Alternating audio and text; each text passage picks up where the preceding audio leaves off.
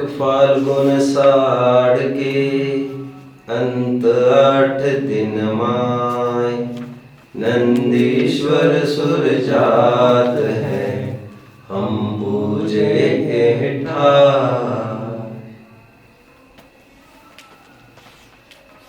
मोक्षार्थियों, an important tool you need to possess with you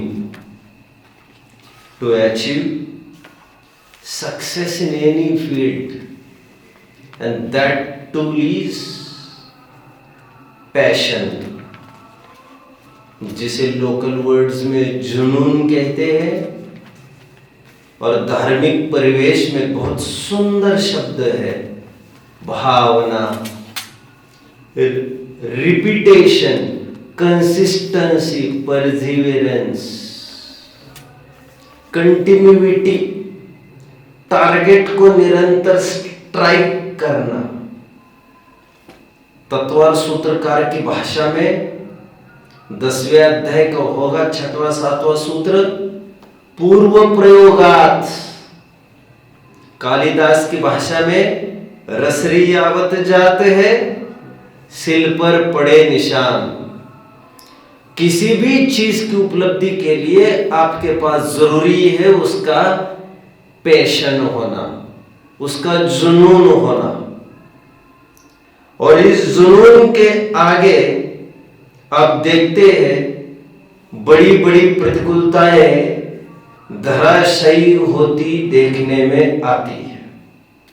इसी भावना के आगे देखिए ग्रंथों में तो कई प्रकार के वर्णन है कि भावना, इस भावना के आगे आपकी शारीरिक दुर्बलता भी कोई मायने नहीं रखती। कहा जाता है, एक प्रसिद्ध कोट आता है, एक साधना साधनों की मोहताज नहीं होती। शरीर कैसा है, बाहर की अनुकूलताएं प्रतिकूलताएं, इससे कोई फर्क नहीं पड़ता। अर्थात आपकी दिल की भावनाओं को शारीरिक दुर्बलता, शारीरिक प्रतिकूलता पीछे नहीं ले जा पाती, वे स्टॉप करने में समर्थ नहीं है। देखिए ना हमारे पुराणों में क्या वह एक सुअर शेर से लड़ नहीं पड़ा क्या? जंगल का राजा शेर, उससे भी लड़ पड़ा ये सुअर। और तो और ये मरा तो शेर को भी मरना पड़ा। चंदनबाला देखिए, बेड़िया नहीं टूटी क्या उसकी, वो ये कहा सोचती रही कैसे संभव है, अभी तो मैं बंधन में हूं, ये कुछ नहीं सोचा। भावनाएं बाह्य प्रतिकूलताओं को नहीं देखती बच्चों। और इसी तर्ज पर आपको विचार करना चाहिए। जंगली कुत्ते छोड़े गए, यशोधर्म मुनिराज पीछे हटे क्या? क्या कहते हैं वे? मेरी हिम्मत देखो। आहा, और मेरी हिम्मत देखो मुंह से कहने की जरूरत नहीं है उन्हें, एक्शन स्पीक्स, मूकवाणी है ये। और उनकी ये स्वरूप गुप्त मुद्रा सब कुछ बोलने में समर्थ है। लड़ते हैं और कुछ हथियार भी नहीं है। जीतने की कला कोई इनसे सीखे। भावनाओं के बल पर हम देखते हैं क्या क्या अचीवमेंट होती है, कितनी सफलता को तय करता है आदमी। आज मैं आपको एक अद्भुत कथा सुनाऊंगा बच्चों। भावनाओं के बल पर कितनी बड़ी सिद्धि हुई है दिखाने के लिए मैं आपको ले चलता हूं दूर, आज से हजारों लाखों नहीं करोड़ों वर्ष पूर्व, जब 12वें तीर्थंकर वासु पूज्य भगवान विराजते थे। उन्हीं के समकालीन एक श्रीकंठ नाम के एक राजा उस समय में राज्य करते थे। बड़े जिन धर्म प्रेमी थे, दरबार लगा था उनका। दरबार में भगवान के गीत गाए जा रहे थे। आगामी आने वाले अष्टानिक पर्व संबंधी भी चर्चाएं चल रही थी, जितने में एक मंत्री और मंत्री ने एक समाचार दिया, और वह यह कि आपके बेटे, 2 बेटे जंगल सैर करने गए थे, वह आने में अभी तक आने चाहिए थे और बहुत लेट हो रहा और अभी तक आ नहीं पाए। राजा भी थोड़े चिंतित हो गए, दिन ढलने को है और अभी तक आ जाना चाहिए था इन्हें। जब बहुत कोशिशें की तो जैसी तैसी हालत में अंत में जाकर सूरज ढलने के साथ साथ एक रक्षक ने प्रवेश किया। ये वही रक्षक था जो उनके दोनों बेटों को लेकर जंगल ले गया था, और भी बाकी सेना थी। तो उन्होंने आकर ये समाचार सुनाते, जितने में राजा ने पहले ही पूछ बैठे, मेरे लड़के कहाँ है? तो उन्होंने कहा, जंगल में आज एक मुनिराज का दर्शन हुआ और उन्हें देखकर आपके दोनों पुत्र विरक्त हो गए। उन्होंने पूछा, क्या मेरी अनुमति लेना, मेरी मंजूरी लेना उन्होंने ठीक नहीं समझा?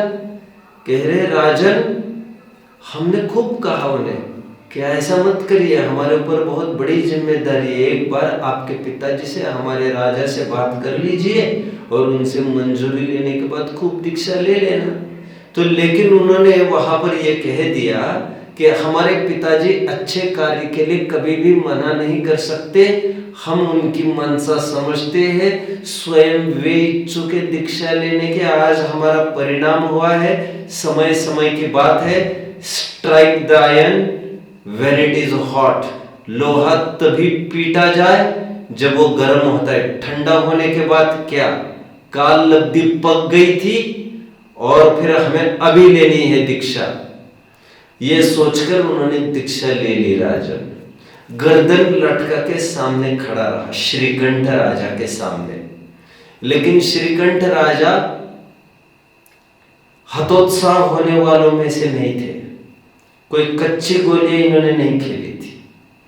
इनके पिताजी, इनके पितामह, दादा, परदादा, ये सब दीक्षा होने की परंपरा को अदा करते थे।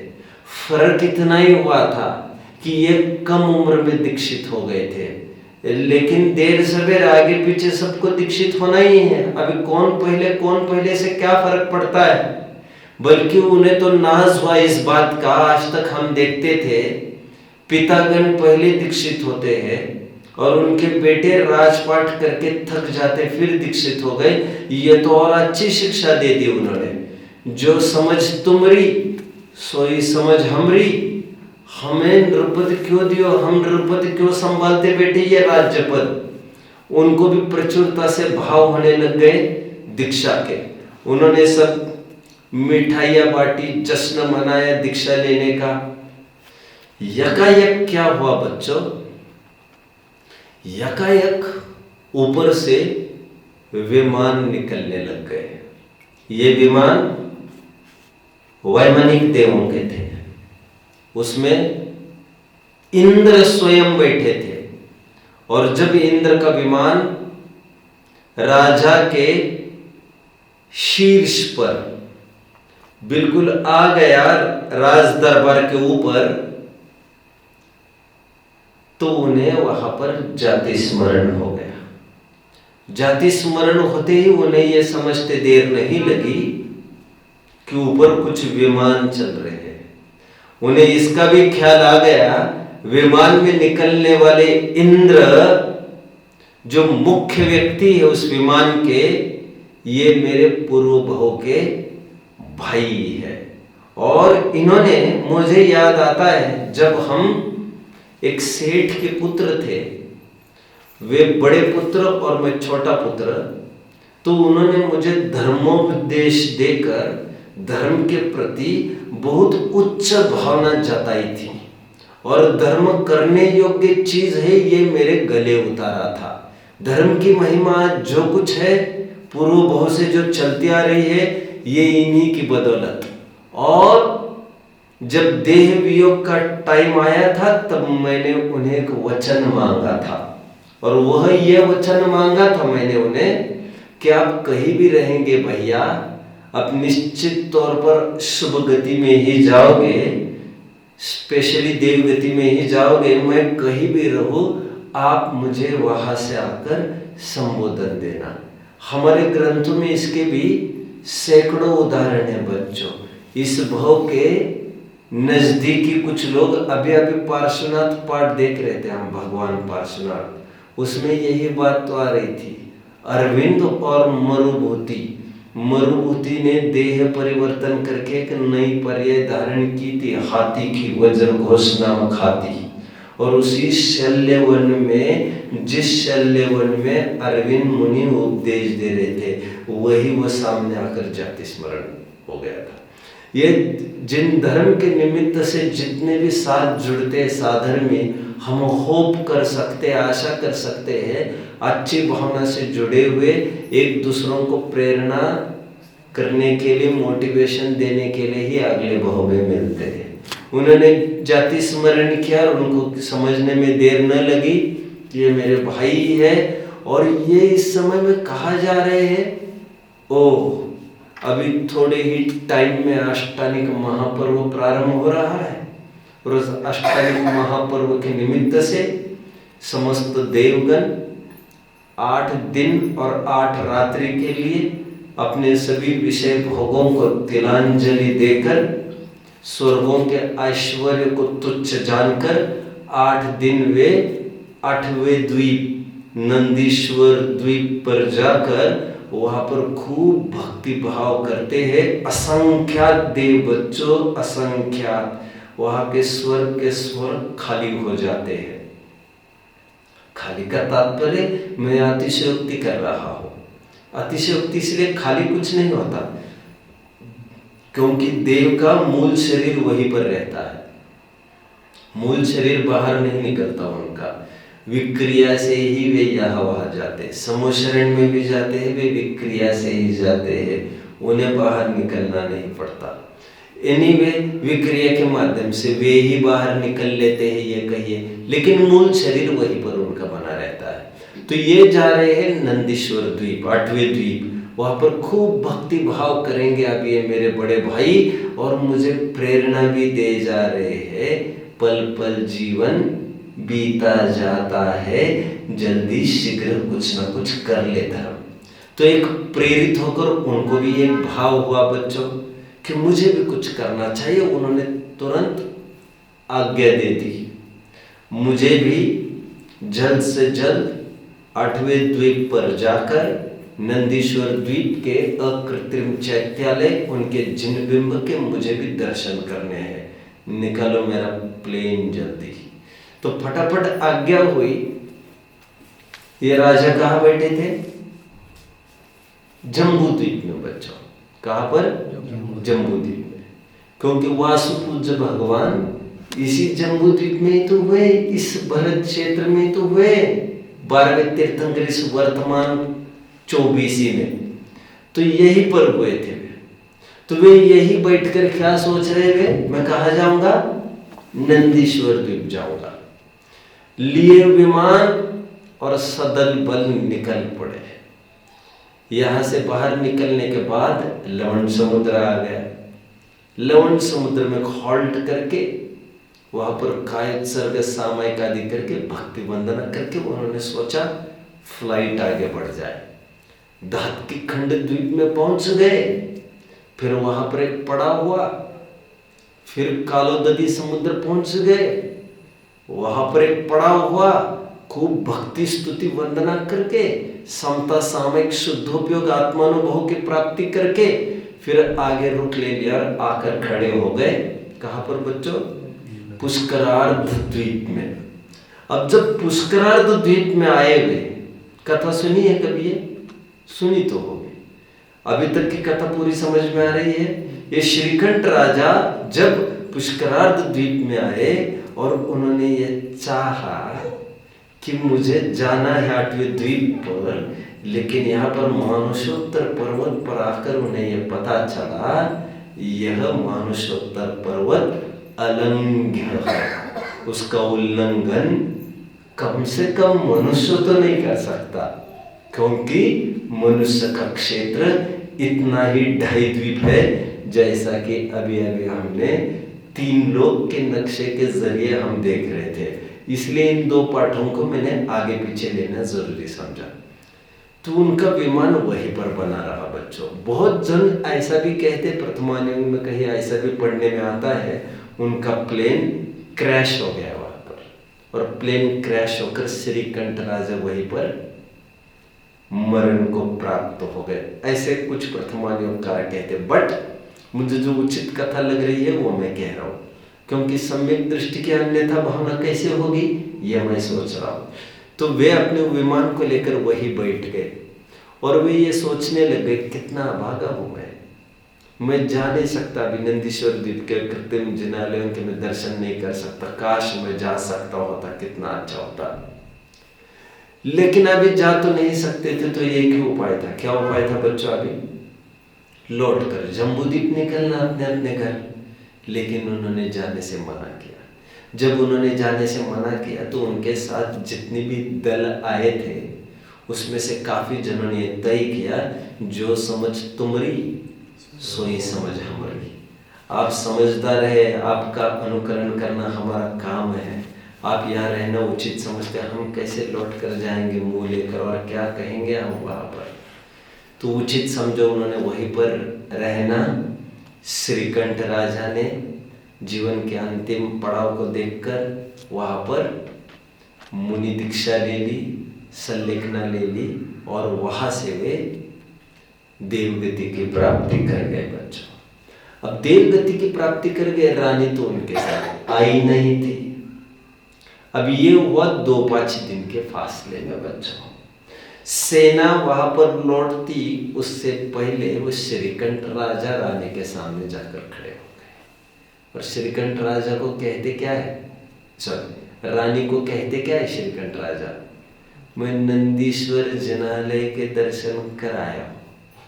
तो रानी ने कहा ये हो ही नहीं सकता जी, मनुष्य जा ही नहीं सकता वहां पर, मैं आपको पहले ही कह रही थी, और मैं यही तो शुरुआत में बात कह रहा था बच्चों। यदि जुनून है, हमारे पास भावनाएं हैं, तो कार्य की सिद्धि होती ही होती है, देर सबेर जरूर।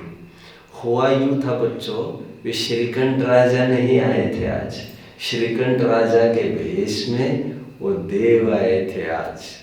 और हुआ यूं था, श्रीकंठ राजा यहाँ से देह परिवर्तन करके स्वर्ग में जाकर वहां से अपनी मनसा पूरी करके वे नंदीश्वर द्वीप जाकर भक्ति भाव करके रिपोर्ट देने के लिए अपनी श्रीमती के पास गए थे, और वहां से फिर से लौट पड़े। उन्होंने खूब महिमा का बखान किया नंदीश्वर द्वीप का, अष्टालिक महापर्व का। और इसी के पीछे आज मैंने ये कथा सुनाना जरूरी समझा। क्या है ऐसी महिमा अष्टालिक महापर्व की, हम देखते हैं।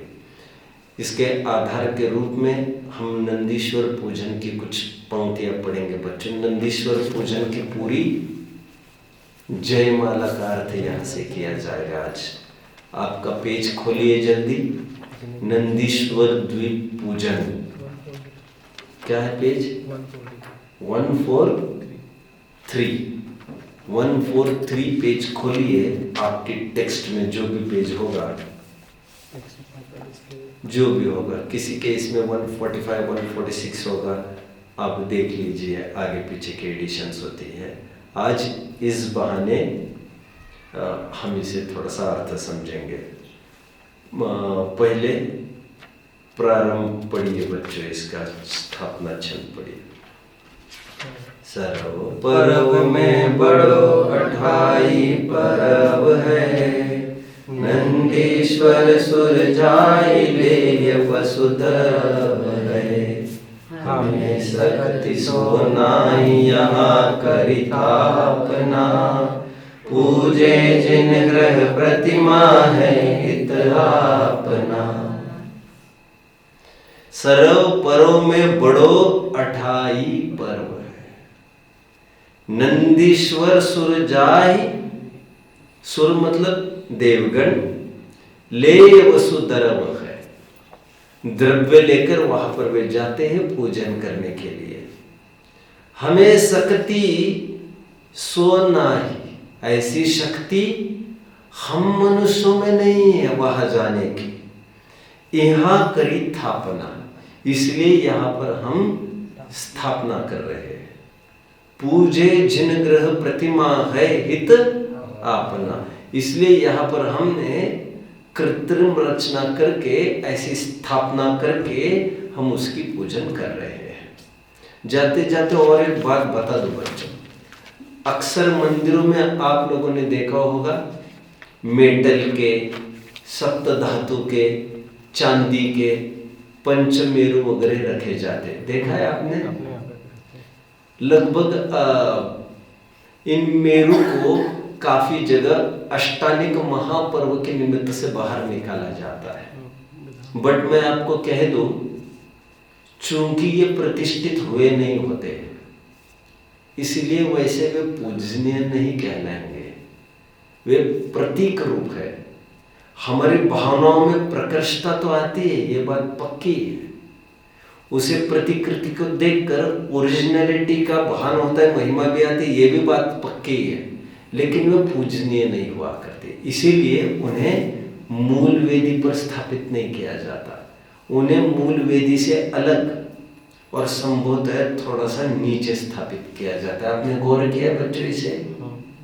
वैसे और एक बात बता दूं, लेकिन मैं स्पेशली मैं बुंदेलखंड में रहा हो, 10 साल खनियादाना रहा हो, तो वहां के नेमिना जिन मंदिर में मैं एक चीज देखता था, और वहां पर सैकड़ों मंदिरों में ये बात देखने मिलेगी बच्चों, वहां पर सैकड़ों सालों से पंचमेरु की सप्त धातु से बनी ये प्रतिकृतियां हैं, जो मूल वेदी पर विराजमान है बच्चों। लेकिन वे सब पूज्य है।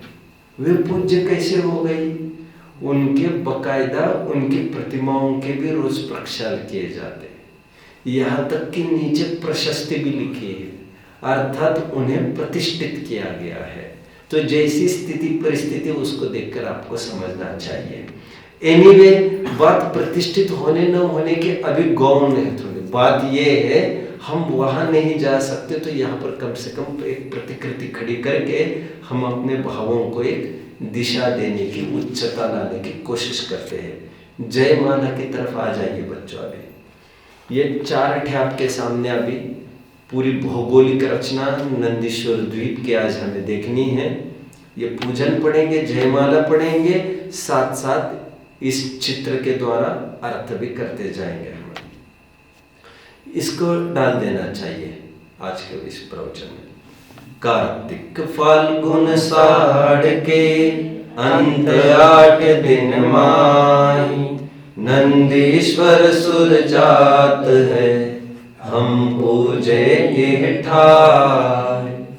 आप जानते हैं बच्चों, वैसे मैं बेसिकली एक बात बता दूं, जब अपनी संस्कार कक्षा प्रारंभ हुई थी तो प्रारंभिक मुझे लग रहा है 4-5वें संस्कार कक्षा में ही मैंने पर्वों की पृष्ठभूमि समझाई थी, और उसके दरमियान मैंने अष्टानिक पर भी बोला था 1 घंटा। याद आ रहा है आपको? मैं पिष्ट पेशन नहीं करूंगा, रिपीटेशन नहीं करूंगा, जिन्हें चाहिए वे वहां पर जाकर रिफर कर सकते हैं। वहां पर मैंने पूरा अर्थ भी किया था। अष्ट अनिहिक, याद आ रहा है? 8 दिन का समुदाय, ऐसा काफी मैंने वहां पर चर्चा की थी। पर्व क्यों मनाए जाते हैं, एटसेट्रा एटसेट्रा। वहां पर मैंने ये कहा था, ये अनादि निधन पर्व है बच्चों। जब धवल ग्रंथ में 6 मंगल की चर्चा आई है, तो वहां पर 6 मंगल में द्रव्य, क्षेत्र, भाव, नाम, स्थापना, 5 मंगल के साथ और एक मंगल की चर्चा है काल मंगल की। उस काल मंगल में कुछ काल बताए जो मंगल रूप है। वे कौन कौन से काल बताए हैं जो अनादि निधन पर्व है? जैसे अष्टमी, 14, वहां पर ही उल्लेख किया। चैत्र माघ भाद्रपद के 10 लक्षण, और फाल्गुन, आषाढ़ और कार्तिक की अष्टानिकाएं। तो धवल ग्रंथ में मूल में आया कि अनादि निधन पर्व है और इसे काल मंगल कहा है। तो जो धर्म ध्यान नहीं कर सकते अच्छे से कम वे तो इसका ध्यान रखते हैं कि पर्वों के टाइम में वे विशेष धर्म ध्यान करते हैं। अभी देखिए, मुझे एक पाठ है आपके पास, मूल भाग है। बिफोर स्टार्टिंग में भाग की भी कुछ बात कहूँगा, लाना जरा यहाँ पर। देखो बच्चों, मुझे नाराजी किस बात की होती मैं बताता हूँ अभी आपको। हाँ, वैसे मुझे स्मारक ट्रस्ट से कोई वैसे नाराजी नहीं है, कोई बैर नहीं है, लेकिन जो पाठ छापे गए हैं ना, बहुत समझदारी से नहीं छापे गए। मतलब कुछ स्पेशल में 2-3 पाठों की बात कर रहा हूँ, बाकी के तो बहुत विद्वत भरे पाठ हैं इनके। अभी स्टार्टिंग देखो कैसी है इनकी। अष्टनिक महापर्व। आओ भाई जिनेश, पान खाओगे? नहीं। क्यों? तुम्हें पता नहीं आज कार्तिक सुदी अष्टमी है ना, आज से अष्टनिक महापर्व आरंभ हो गया है। इसमें आपत्ति क्या है बच्चों? आपत्ति क्या है इसमें? अष्टनिक में क्यों? कोई ये प्रश्न पूछ सकता है, मतलब अष्टनिक के अलावा पान खा सकता है क्या? जबकि सदा सुखदास जी हमारे ये कहते हैं रत्नकरण शावकाचार्य की वचनिका में, जैनी के तो आजीवन पत्ते के सेवन का त्याग होना चाहिए। जीवन भर भी पत्ता नहीं खाता जैन, क्योंकि पत्ते को खाना मतलब आलू प्याज को खाना एक ही घात है। निगोदी जीवों का घात होता है बच्चे, इसमें बादल निगोदियों का ये सब आता है अनंत कायिक में, ये बहुघाता पक्ष है। मैं आपको थोड़ा सैंपल दिखा रहा हूँ। पाठ जबरदस्त है, वंडरफुल है, बट इसमें कुछ कुछ छटाएं ऐसी है जो मुझे बहुत अपील करती है कि ये क्या लिखा है सब। जैसे और एक पाठ में बता दो आपको, देव दर्शन पाठ पढ़ाई है आप लोगों ने, मैंने वहां पर भी बताया था आपको। अब उसकी स्टार्टिंग में क्या लिखा है? सुनो सुनो सुनो, मंदिर के दरवाजे पर बाहर पानी रखा रहता है, हाथ पैर धोकर अंदर जाना चाहिए, एक बात। दूसरी बात, चमड़ी की वस्तुओं को उतारकर अंदर जाना चाहिए। अरे चमड़े की वस्तु छूता भी है क्या जैनी? आप समझ रहे हैं? मतलब चमड़े की वस्तु मंदिर के बाहर पहन सकेगा क्या? अथवा कुछ फुटनोट डाले हुए, मूल पाठ में न डालकर फुटनोट डाले। जो हमारे भाई है जो कभी कभार आते हैं उनको विवेक नहीं है, तो साथ में फोन्स का भी बात लिखे, फोन्स की बात रखे और मोजे की बात रखे, और उसके साथ चाहे तो बेल्ट्स की भी बात रखे। आप समझे मेरी बात को? लेकिन एक मतलब मूल परंपरा हमारी डिस्टर्ब हो जाती है उसमें। अभी और एक बात, बाहर पानी रखा रहता है मंदिर के बाहर, वो कैसा रखा रहता है ये कौन जानता है? कितने टाइम का है, छना है अनछना है, कैसे छना ये कौन जानता है? और मूल परंपरा ये थी भी नहीं कुछ। सुनो, द्रव्य यहाँ रखा रहता है, द्रव्य उठाकर यहाँ पर पूजन करना है, ये मूल परंपरा जो नहीं है वो लिखा नहीं जाए पाठ में, तो कम से कम मंदिर के बाहर भले लिखा हो गए। पहले जमाने का रिवाज ये था बच्चों, ये स्वयं हाथ पैर धोने के लिए पानी भी अपना अपना ले जाया करते थे, द्रव्य भी अपना अपना घर से ले जाया करते थे। अभी सब रेडीमेड जमाना है। एनीवे बच्चों, चाहो तो ये फुटनोट में डाला जा सकता है, ये सब मूल पाठ की विषय वस्तु नहीं होना चाहिए, ये मुझे कहने के बाद थी। वैसे जैनी अष्टानिक में 10 लक्षणों में हरि का त्यागी रहता है, पत्ते का नहीं। पत्ते का तो आजीवन, हरि मतलब लौकी तोरई सेब जो हम खाते हैं आम दिनों में, वह अष्टानिक में 10 लक्षण में इसका त्यागी होता है। आइए बच्चों अपने प्रकरण की ओर। हम कुछ अर्थ कर रहे थे। कार्तिक फाल्गुन साढ़ के साल में 3 बार अष्टनिकाय आती है और लगभग 4 महीने के अंतराल से ये आती रहती है। आपने गौर किया होगा, लगभग 10 लक्षण भी आपने गौर किया होगा, 4 महीने के अंतराल से आते हैं। लगभग आप ये देखेंगे 2 महीने के अंतर्गत 2-3 महीने में या तो अष्टनिक आती है या तो 10 लक्षण आते हैं। ये इतने डेफिनेट इंटरवल्स पर ये सब स्थित है। एनीवे, तो कार्तिक फाल्गुन और आषाढ़ के अंतिम 8 दिन में अष्टमिका मनाए जाते हैं। अंतिम 8 दिन कौन से होते हैं? ये शुक्ल पक्ष की अष्टमी से लेकर पूनम तक। तो ये 8-8 दिन मनाई जाती है। नंदीश्वर सुर जाते हम पूजे इठाई, हम यहाँ पर रहकर ही इसी स्थान पर हम पूजन करते हैं। आगे पढ़ेंगे बच्चा, अभी नोट करिए जो करना है, फिर अभी हम चार्ट के साथ चलना है हमें। 163 कोटि जो जन्म लाख 84 एक दिश में लहा। देखो 8वें द्वीप को थोड़ा सा विचार करिए बच्चों। द्वीप समुद्र, द्वीप समुद्र, द्वीप समुद्र और 7वां समुद्र। 7वां समुद्र की जो बॉर्डर है, बाउंड्री है, वहां से चालू होता है 8वां द्वीप, नंदीश्वर द्वीप। यहाँ पर नंदीश्वर द्वीप कितना फैला है वो बताया जा रहा है। दरअसल उस द्वीप की मोटाई बताई जा रही, मोटाई वो कितनी मोटाई बताई जा रही, देखो 163 कोटि योजन महा लाख 84, 163 करोड़ 84 लाख योजन इनकी मोटाई है। 16384, उसके आगे 5 बार 0, 84 लाख मतलब 5 बार बिंदी आएगी ना। 16384, 163 करोड़ 84 लाख योजन, ये 8वें द्वीप की मोटाई है, फैलाव है बच्चों। 163 कोटि जो जन्म लाख 84 एक दिश में लहा। 8वां द्वीप नंदीश्वरम भास्वरम भौन भावन प्रतिमानमो सुख करण। 8वां द्वीप नंदीश्वर, भास्वरम मतलब शोभायमान है, भवन बावन प्रतिमानमो सुख कर्म। अभी इसका रहस्य मैं थोड़ी देर में बताऊंगा बच्चों। किसका रहस्य बताना है मुझे? भवन बावन प्रतिमा नमो सुख कर्म। यहाँ पर क्या ऊपर से पढ़ने पर लग रहा है? 52 प्रतिमा को मैं नमस्कार करता हूं जो सुखरूप है।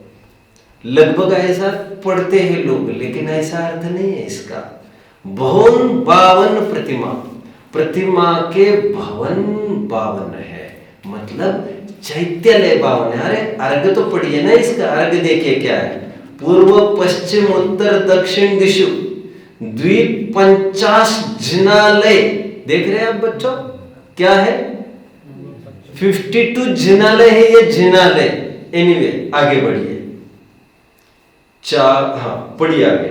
4 दिशि 4 अंजन गिरी राजहि सहस 84 एक दिश छाजहि। ढोल सम गोल ऊपर तले सुंदरम भौन बावन प्रतिमानमो सुख करम। अभी और एक बात बता देता हूं बच्चों, भाग्य से ये खनिया दाना पड़े हैं तो ये समझ सकते हैं इस बात को। चेतन बाग का जो मंदिर है वहां पर भी इसी तर्ज पर बच्चों एक नंदीश्वर जिनालय बना है। हालांकि थोड़े टाइम पहले कोई मुझे ये कह रहा था यूरोप में बच्चों 1000 वर्ष पहले कि वैसे का वैसे खुदवाई में एक नंदीश्वर जिनालय प्राप्त हुआ है। 1000 वर्ष पहले का। अभी 5-7-8 साल पहले मुझे कोई ये कह रहा था। खैर, लेकिन लेटेस्ट रचनाओं में ये नई रूप से कहीं रचना देखने में नहीं आती। ये जितनी भी रचनाएं देखने में आ रही है ये इन्हीं 40-50 सालों की रचनाएं है ये बच्चों। इससे पहले 50, 60, 70 साल पहले मुड़ के देखेंगे आप तो प्राचीनता में केवल तीर्थंकरों की ही प्रतिमाएं हुआ करती थी। और सच पूछो, आइडियली स्पीकिंग तीर्थंकरों की ही प्रतिमाएं होती है। अटपटा लग रहा है बच्चों आपको? अब देखिए ना, खुदवे में आपको तीर्थंकर के अलावा कोई प्रतिमाएं नहीं मिलेगी। What do you mean to say? मतलब क्या भरत की भी नहीं हो सकती, बाहुबली की भी नहीं हो सकती, मैं आपको ये कह रहा हूँ, क्या हो सकता है क्या नहीं हो सकता, इससे पहले मैं आपको ये कह रहा हूँ, आप कुल 100 वर्ष पहले पीछे मुड़ के देख लीजिए, आपको एक भी प्रतिमा तीर्थंकर के अलावा नहीं मिलेगी। घूम फिर कर एक प्रतिमा की तरफ आपका ध्यान आकर्षित हो गया। अभी वही श्रवण बेलगोला था, उसका क्या इतिहास है फिर कभी दाव लगेगा तो मैं बता दूंगा, लेकिन परमार्थ रूप से यही परंपरा रही है। वो क्यों, क्या, कैसे, मैंने शायद देव दर्शन पाठ में काफी खुलासा किया है, घंटा भर उसके रहस्य का। एनीवे, अभी टाइम मुझे कहने का ये है, इसी तर्ज पर अभी 30-40 साल में बच्चों खनियाधाना के चेतन बाग में, आई थिंक 2000 में ही उसका पंचकल्याणक हुआ होना चाहिए रफली, मतलब 20 साल पहले, और 10 साल पहले काम चला होगा। तो नंदीश्वर की प्रतिकृति का वहां पर जिनालय बना, बड़ा भव्य, पंचमेरु और नंदीश्वर जिनालय का 52 चैत्यालों का जिनालय बना है। उन जिनालयों को देखकर एक बात समझ में आती है, इसी तर्ज पर एक जबलपुर में भी बना है, मड़िया जी में, राइट, और इसी तर्ज पर एक सोनागिर में भी मंदिर बना है। मैं बहुत रसिक नहीं हूँ इसका, लेकिन जहाँ पर भी जाता हूँ, कभी सहजता में जाना बनता है, तो मुझे गौर से थोड़े देखने की आदत है एक्चुअली। अभी देखिए ड्रॉबैक, लोग क्या करते हैं, जैसे बीच में बीचों बीच कहा गया है, जैसे ये आपके सामने बच्चों आठवां द्वीप नंदीश्वर द्वीप आप देख रहे हैं बच्चों, इसका नंदीश्वर द्वीप आप देख रहे होंगे, इसके अंदर आप 7 समुद्र और 7 द्वीप दिख रहे हैं, और बीचों बीच नाभि के स्थान पर 1 लाख योजन की ऊंचाई वाला, 1,40,000 योजन की ऊंचाई वाला सुमेरु पर्वत भी है। ये टॉप व्यू देख रहे हैं, हालांकि हम थाली के आकार का वलयाकार है। ये कल 3 लोग के नक्शे में हमने काफी चर्चा की है। अभी चारों तरफ बच्चों यहाँ पर एक बात लिखे, 4 दिशि 4 अंजन गिरी राजही, राजही मतलब शोभायमान है, चारों दिशाओं में। सेंटर जरा अरहंत आ गया होगे, जरा लोकेट करके दिखाओगे, 4 अंजन गिरी है बच्चों, दिखाओ जरा, बिल्कुल, एक पूरब में, एक पश्चिम में, एक उत्तर में और एक दक्षिण में। अच्छा, नाम सुनकर क्या लगता है अंजनगिरी कौन से रंग की होगी? लगभग बोला भी जाता है ये काले रंग की। मैंने थोड़े दिन पहले बोलते बोलते एक चीज कही थी बच्चों, अब शब्दकोश में ढूंढोगे, संस्कृत शब्दकोश, अमर शब्दकोश में ढूंढिए, अथवा जैन ग्रंथों के शब्दकोश में ढूंढिए आप, नीला, काला और हरा आपको पर्यायवाची मिलेंगे। काफी चर्चा कर रहा था ख्याल में, जब पार्श्वनाथ के शरीर के वर्ण पर हम चर्चा कर रहे थे। लिखा क्या है मालूम हमारे ग्रंथों में? अंजनगिरी इंद्रनील मणि से बनी है बच्चों। तो नीला जब बहुत डार्क होता है तो एज गुड एज वो ब्लैक ही होता है, देयरफॉर इसे कहते हैं अंजनगिरी। इससे भी उस बात की पुष्टि हो गई, समझ रहे हैं बच्चों? एनीवे, मैं अभी एक बात कह रहा था बच्चों आपको, मैं ये कह रहा था खनियादाना का जो जिनालय बना बहुत ही सुंदर शानदार है, और हमें तो विरक्ति ही लेना चाहिए उससे, बात वो नहीं है, लेकिन ज्योग्राफिकल डाटा जितना भी हम वहां पर दिखाते हैं वो एग्जैक्ट होना चाहिए। जैसे मुझे बहुत अच्छे से याद आता है, जैसे कोई हस्तिनापुर गया होगा, जम्बू द्वीप की रचना वगैरह बनाई है वहां पर, आप नहीं जानते? अच्छा, ज्ञानमती माता जी ने ये सब उनकी प्रेरणा से बनाया वहाँ पर। उसमें जोग्राफिकली काफ़ी कुछ कमियों की बात किसी 40-50 साल पहले के लेख में मैं पढ़ रहा था थोड़े टाइम पहले। मतलब कोई भी प्रतिकृति होती है वो मिसगाइडिंग, मिसलीडिंग नहीं होनी चाहिए, आगम की विरुद्धता नहीं होना चाहिए। अथवा जैसे ग्रंथ में फुटनोट लिखकर मार्क करते हैं कि हमें ऐसा लगता है वहाँ पर ऐसा मार्क करना चाहिए, मूल ग्रंथों में ऐसा नहीं है, और आर्किटेक्ट इसे बना नहीं सकता इसलिए हमने ऐसा बनाया, नहीं तो आगम का अपलाप हो जाएगा ना। आप समझ रहे हो? वहां पर अंजनगिरी जो पर्वत है ना बच्चों, एक्चुअली अंजनगिरी, गिरी मतलब पर्वत है एक्चुअली। तो पर्वत कैसे है वहां के मालूम आपको? क्या लिखा है यहाँ पर? 4 दिशि 4 अंजनगिरी राजही, सहस 84 एक दिश छाजही, ढोल सम गोल ऊपर तले सुंदरम। बस कैसे आकार बताया बच्चों इनका? ढोल समान। अभी ढोल समान मतलब कैसा? व्हाट इज इट ढोल? क्या समझते हो आप? ढोल मतलब क्या होता है? ढोल इज नॉट ढोलक, ढोलक is like this in shape. आप समझ रहे हैं? ढोलक के लिए मृदंग, मृदंग आकर था कल का उर्दू लोग की हम बात कर रहे थे, तो ये ढोलक इस आकार का होता है जिसमें बीच में बल्ज्ड होता है। बट ढोल ऐसा नहीं है। ढोल should be cylindrical in shape. Cylindrical मतलब उतना उसका डायमीटर, ऊपर उतना, टॉप बॉटम एंड सेंटर में भी उतना, दैट इज एकदम सीधा चाहिए, वो सीधा। और खनिया धानक आप देख सकते हैं, आपको याद आ रहा है, वो ऐसे थे सब पर्वत में, और वे तो ढोलक समान हो गए, और चाहिए तुम्हें ढोल समान बनाना। अब सोनागिर का मुझे जितना याद आ रहा है, सोनागिर का मैंने देखा था एक जगह, तो वहां पर ढोल समान बनाए देखकर मुझे अच्छा लगा। तो लगभग ये होता है, एक जन ने गलती की, बस सभी जन उसी तर्ज पर चालू कर देते हैं।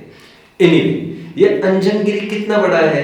तो यहाँ पर कहा जा रहा है बच्चों, ये अंजनगिरी यहाँ पर लिखा है 84 कितने? 84,000 योजन। वो चार्ट का है भैया, मेरा बंच का है, पेपर का देना। देखिए ये अंजनगिरी दिख रहा है बच्चों आपको? ये अंजनगिरी, ये इसको दो चीजें समझना है। 84,000 योजन इसकी हाइट भी है, और 84,000 योजन इसकी विड्थ भी है। तो 84,000 योजन बाय 84,000 योजन, ये दोनों समझ लेना चाहिए। अभी देखिए, इसको देखते समय ऐसा नहीं लगता है हम जनरली क्या है, हम लोग पर्वत मतलब हम ये समझते हैं लंबाई में, हाइट में थोड़ा ज्यादा चाहिए, और बेस डायमीटर उसका थोड़ा छोटा चाहिए।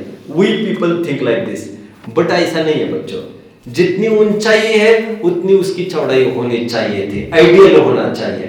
84,000 योजन, 84,000 योजन, बस इसका जो बेस है ना बच्चों, जो गड़ा है अंदर, वह 1,000 योजन है। अब देख रहे नीचे, ये अंजनगिरी की बात हुई।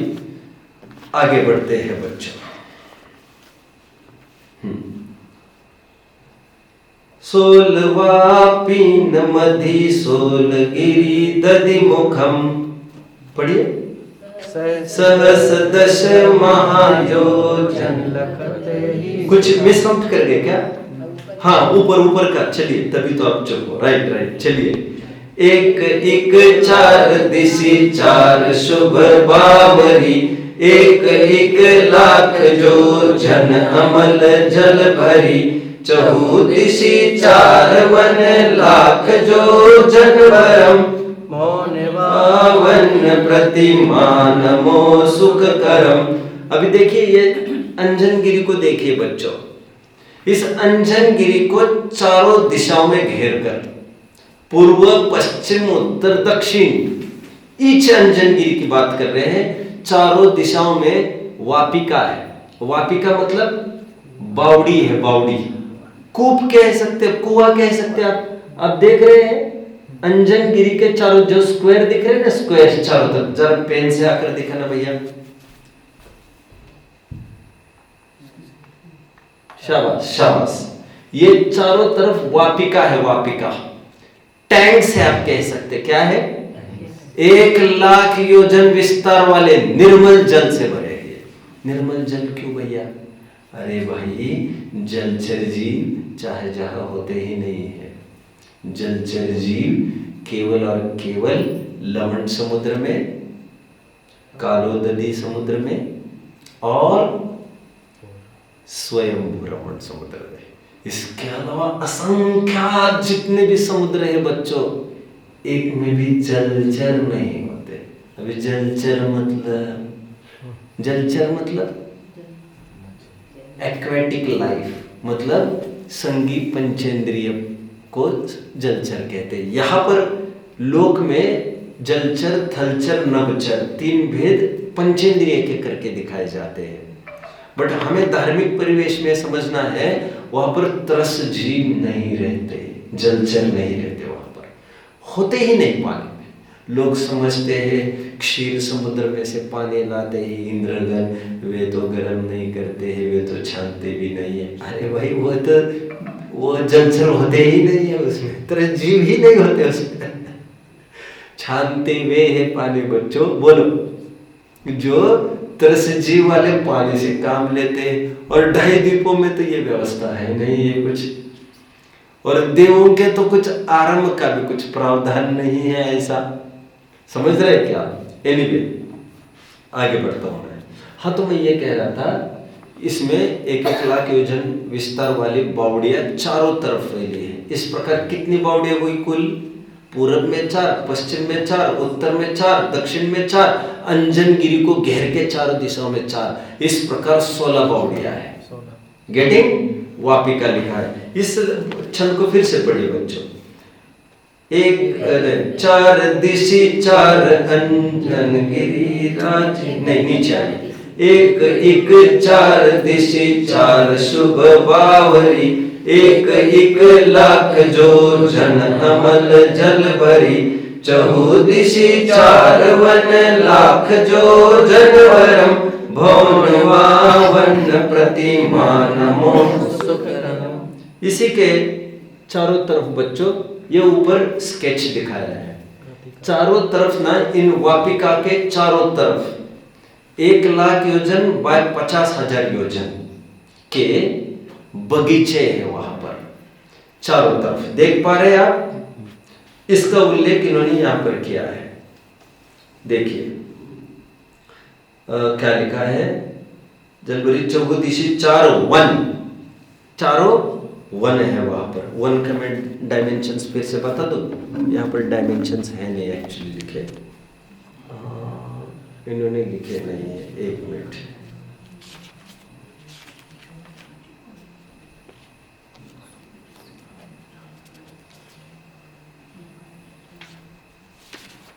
I will need time now.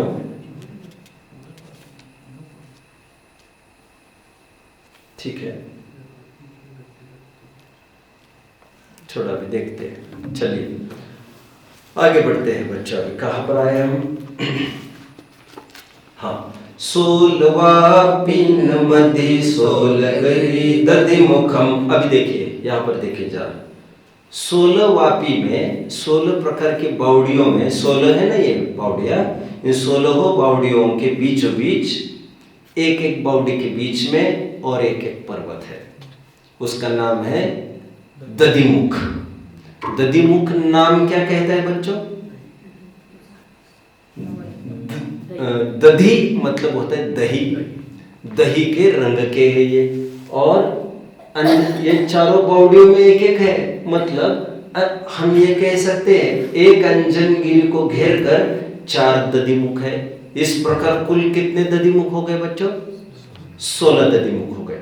4 Anjangiri और 16 दधिमुख, राइट? पर्वत। अभी इनके डायमेंशंस देखे क्या लिखा है? सहस दश महायोजन लखत ही सुखम। क्या है? 16 पिन मदी 16 गिरि दधिमुखम, सहस दश महायोजन लखत ही सुखम। इसके क्या डायमेंशंस बताए देखिए अभी।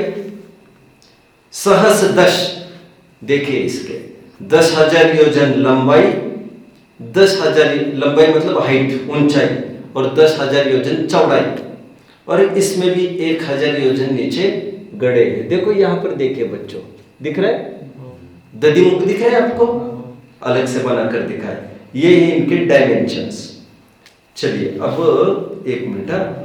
सहस्रदश महायोजन लखत ही सुखम। हाँ, अभी ये देखे, बावरी कौन दो माही दो रतिकरम, भवन वावन प्रतिमा नमो सुख करम। क्या लिखा है? बावरी कौन दो माही दो रतिकरम। अभी एक विशेष बात भी थोड़ी सी बताऊंगा बच्चों में आज, है ना आपको?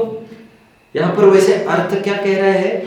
हर बावड़ी के कोनों में 2-2 और पर्वत है वहां पर। देखो क्या लिखते हैं? 14 बावरी कौन 2 माही 2 रतिकरम, 2-2 रतिकर कोने कोने में है, हर एक बावड़ी के।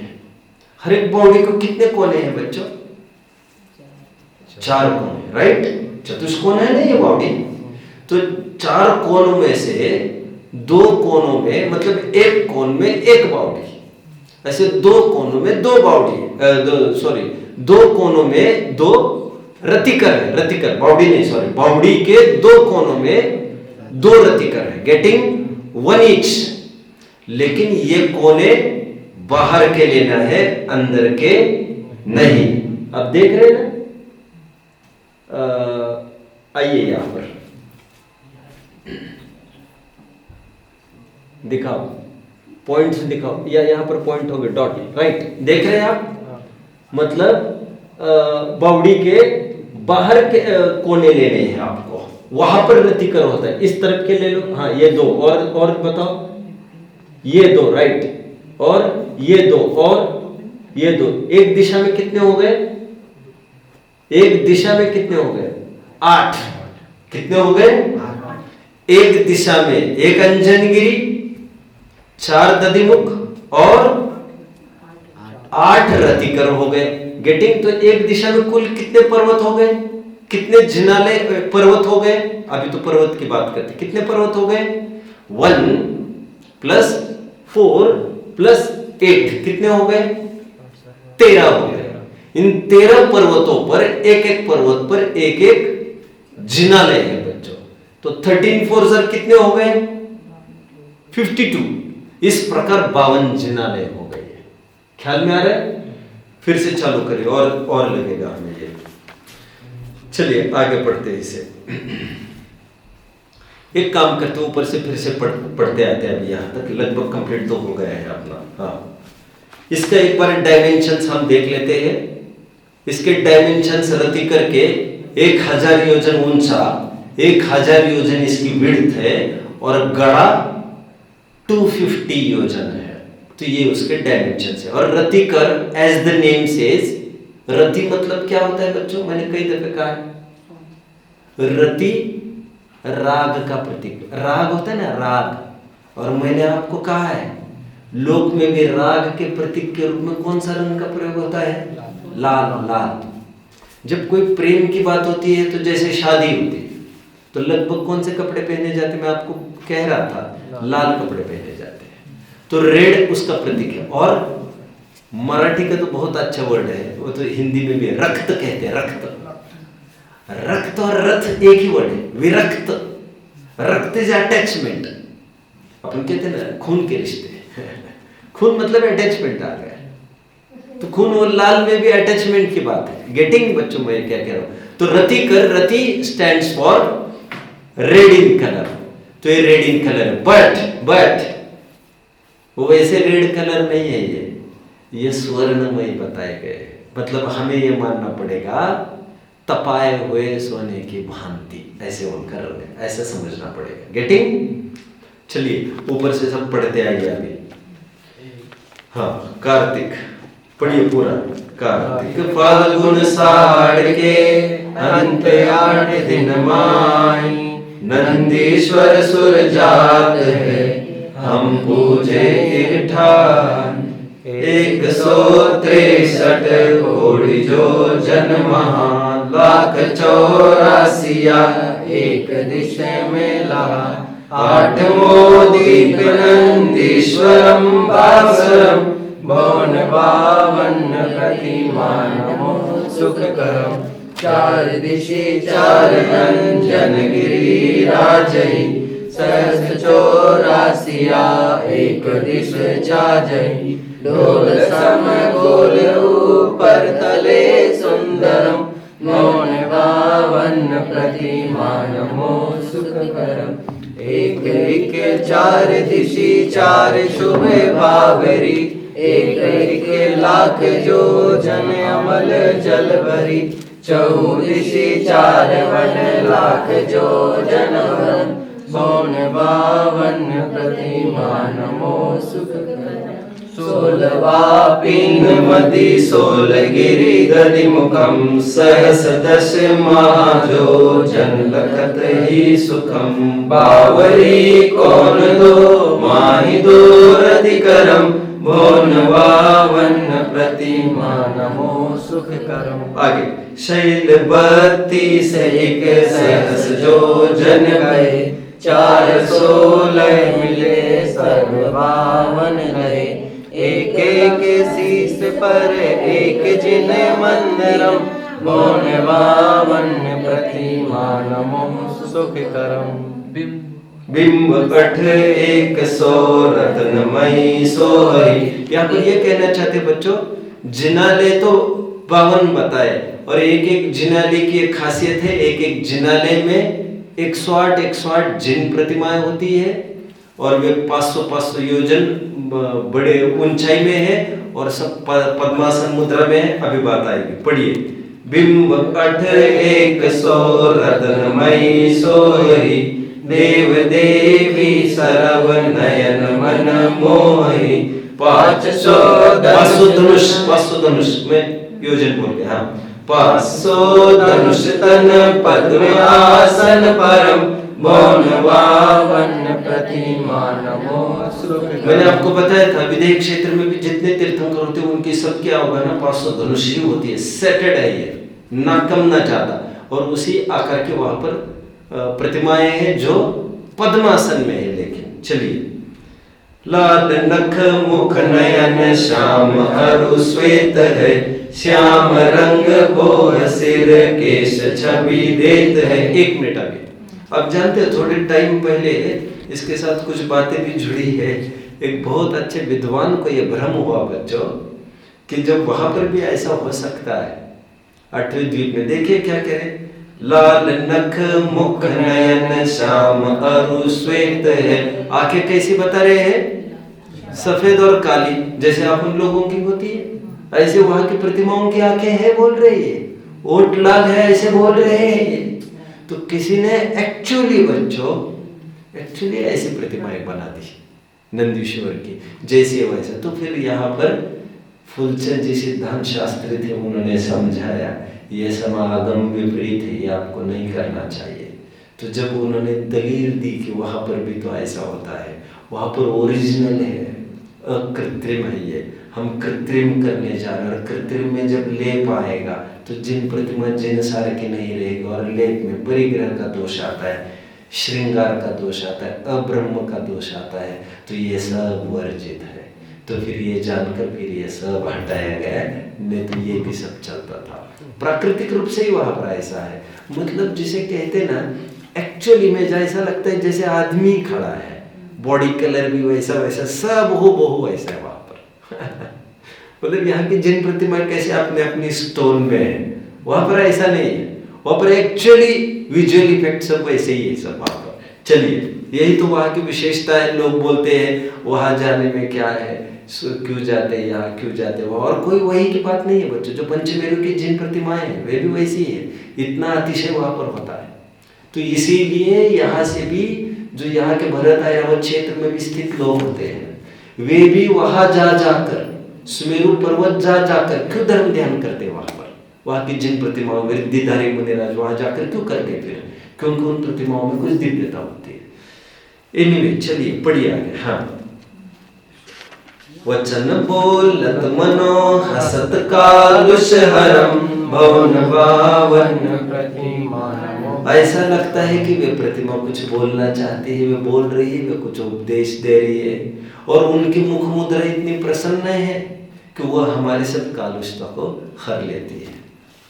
कोटि शशि भान दुति तेज छिप जात है, महावैराग परिणाम ठहरात है। वयन नहीं कहे लकी होत सम्यक धर्म भवन भावन प्रतिमा सुख करम। बड़ा वैराग्य होता है वहां की प्रतिमाओं को देखकर, अनेक जनसंख्या जन समेत दर्शन को प्राप्त कर लेते हैं। मैं थोड़ी विशेष बातों की तरफ अभी ध्यान आकर्षित कराऊंगा। इसमें अंजनगिरी कितनी बताई बच्चों? 4। शाबाश। इसमें दधिमुख कितने बताए गए? दधिमुख कितने बताए गए बच्चों? 16 बताए गए। कितने? 16। इसमें रतिकर कितने बताए गए? 32 बताए गए। कितने बताए गए? 32 बताए गए। 8 एक तरफ के, चारों तरफ के कितने हो गए? 32। मूल ग्रंथों में जब हम पढ़ते हैं ना तो रतिकर 64 बताए हैं। 64। देखो मेरे सामने, I am inspired with very nice article written by Ratanlal Kataria, Milap Chand Kataria, जिनका मैं हमेशा नाम लेता हूँ। ये जैन निबंध रत्नावली भाग 2, जिसका नंदीश्वर द्वीप में 52 चैत्यालय नाम का एक आर्टिकल है। पेज नंबर 464 के आसपास आपको देख लेना चाहिए।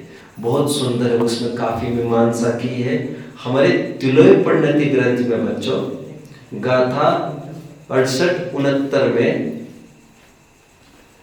एक बात उद्धृत करते हुए ये कही है कि रतिकर पर्वत कितने हैं यहाँ पर? 64। कितने? हरिवंश पुराण में भी 64 रतिकर का ही उल्लेख है। तो हम 32 क्यों कहते हैं बच्चों? फिर देखिए, रतिकर है सचमुच 64 ही, लेकिन उन 64 रतिकर कैसे होंगे? क्योंकि चारों कोनों में, एक एक कोने में आपको एक एक रतिकर मानना पड़ेगा। अभी गेटिंग? मतलब एक अंजनगिरी, 4 दधिमुख और 16 रतिकर मानना पड़ेगा। समझ रहे बच्चों? तो 4 अंजनगिरी, 16 दधिमुख और 64 रतिकर मानना पड़ेगा। हई तो 52 चैत्यालय कैसे बनेंगे? फिर वो ऐसे बनेंगे, 64 रतिकर बताए हैं बच्चों, लेकिन 64 रतिकरों पर जिनालय नहीं है। उनमें से केवल बाहर के 2 कोनों में जो रतिकर है, केवल उसी पर जिनालय है। और हम जिनालय की ही बात कर रहे हैं, इसलिए अंदर के 2 रतिकरों को गौण किया जाता है। ये लेख मूलतः पठनीय है। उसमें श्वेतांबर क्या क्या मानते हैं नंदीश्वर द्वीप संबंधी, उसकी भी बहुत अच्छी चर्चा इन्होंने छेड़ी है। जैसे वे अंजनगिरी के पर्वत की आकार गोपुच्छ समान मानते हैं। टैपरिंग, गाय की पूंछ होती है ना, ऊपर ज्यादा होती है, फिर नीचे नीचे वो छोटी होती जाती है, जैसे सर्प समझ लीजिए आप। उसी प्रकार में पर्वत नीचे बड़े मानते और ऊपर ऊपर सक्रिय होते जाते, गोपुच्छाकार समान। ऐसे काफी चर्चा इसमें की है, आपको इसमें देख लेना चाहिए। अभी मुद्दे की बात मैंने रतिकर संबंधी कह दी, लोग इसमें मिसगाइड होते हैं। कुछ लोग ऐसे भी कहने लगते हैं 64 रतिकर है, लेकिन वो बात टकराएगी 52 जिनालयों के साथ। तो 64 रतिकर होने पर भी 32 रतिकर पर ही जिनबिंब हुआ करते हैं। बस शेष चर्चा हम कल करेंगे। ओम बताई यह अनंत उपकार उसके